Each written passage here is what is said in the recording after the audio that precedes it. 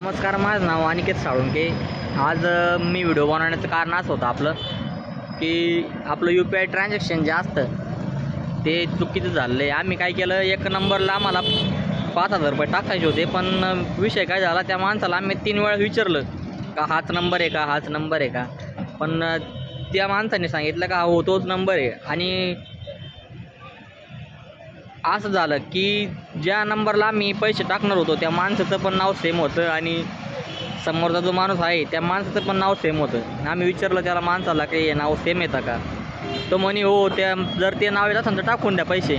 आम्ही ज्या माणसाने नंबर सांगितलेल्याच पैशाला त्याच अकाउंटला पैसे टाकले, पण काय झालं काय माहीत नाही आम्हाला, ते UPI ट्रान्झॅक्शन चुकीचं झालं। आम्ही बरोबर त्याच अकाउंटला टाकलेत पैसे, पण चुकून म्हणजे कसं काय झालं आम्हाला त्याच्याचं काय आयडिया नाही।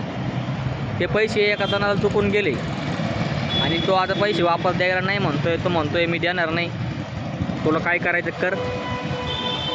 तर आम्ही आता फोनपेला रिक्वेस्ट केली होती की आमचे पैसे चुकीच्या अकाउंटला सेंड झाले, तर फोनपेने आम्हाला काय सांगितलं की तुमच्या बँकेच्या तुमचं ज्या अकाउंटमध्ये खातं आहे, जी ब्रँच तुमची, त्या ब्रँचला भेट द्या आणि तिथं चौकशी करून बघा की तुमचं पैसे रिटर्न भेटले तर भेटून जातील।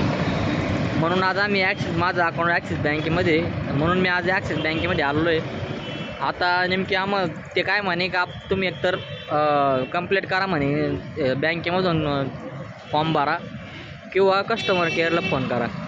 आम्ही कस्टमर केअरला फोन केला, कस्टमर केअर म्हणे तुम्ही ब्रांचलाच भेट द्या। आता आम्ही ब्रांचला भेट द्यायला आलेलो आहे। आता 9:30 वाजलेले, कारण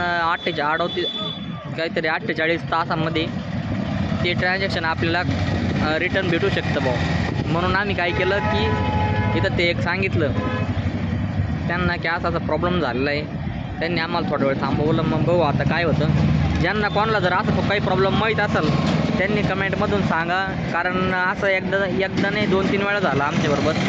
काय प्रॉब्लेम होतो आहे ते काही समजत नाही। आमच्या अकाउंटला काही प्रॉब्लेम नाही, कारण न्यू अकाउंट आहे। जे समोरच्या अकाउंटला प्रॉब्लेम आहे, एक तर चुकीच्या अकाउंटला पैसे निघून जातात सेम नंबर टाकून पण, आणि त्या माणसाचं नाव सेमच येतं। आपण ज्या माणसाला त्या माणसाचं पण नाव सेमच येतं, तो माणूस पैसे द्यायला नाही म्हणतोय।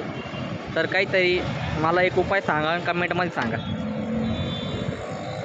तर आभारी आहे तुमचा।